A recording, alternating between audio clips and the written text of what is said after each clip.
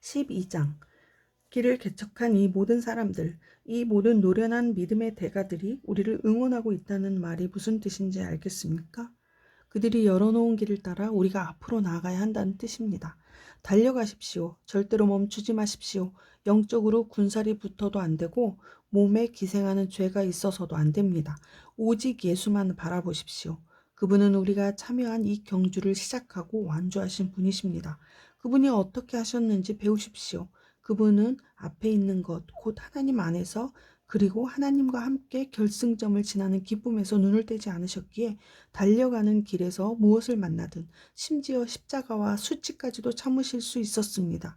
이제 그분은 하나님의 오른편 영광의 자리에 앉아 계십니다.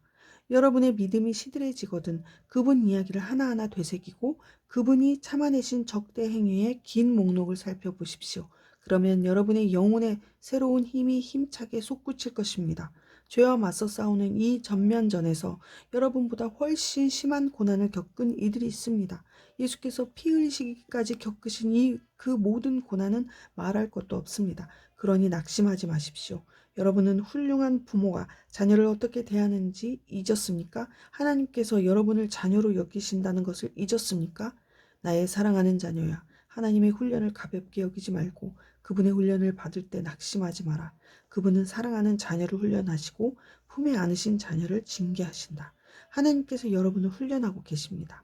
그러니 절대로 도중에 포기하지 마십시오. 하나님은 여러분을 사랑하는 자녀로 대하십니다. 여러분이 겪는 이 고난의 벌이 아니라 자녀라면 당연히 겪게 마련인 훈련입니다.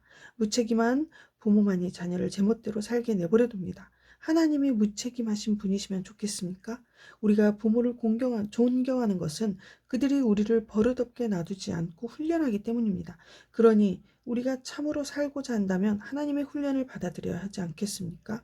우리가 아이였을 때 우리의 부모는 자기 생각에 최선으로 여기는 일을 우리에게 했습니다. 하나님께서도 진정으로 우리에게 최선이 되는 일을 하고 계시며 우리를 훈련시켜 하나님의 거룩하심을 따라 최선을 다해 살아가도록 하십니다.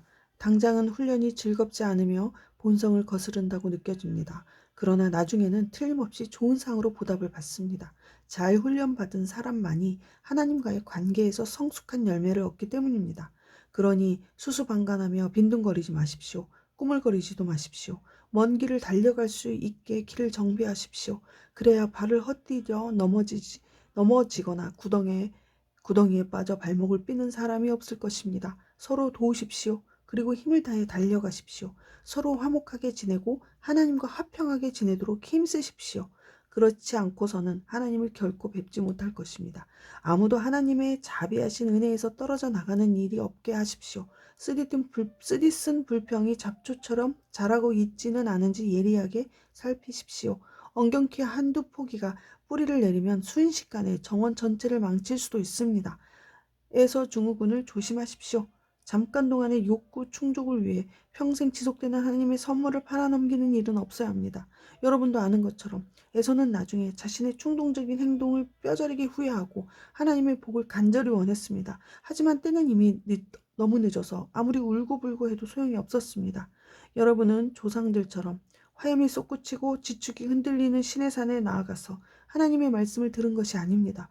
여러분의 조상들은 천지를 울리고 영혼을 뒤흔드는 말씀을 듣고서 벌벌 떨며 하나님께 멈추어 달라고 빌었습니다. 그들은 짐승이라도 그 산에 닿으면 죽을 것이다 라고 하신 말씀을 듣고서 어찌나 무서웠던지 꼼짝도 못했습니다. 모세도 두려워 떨었습니다. 그러나 여러분의 경험은 전혀 다릅니다.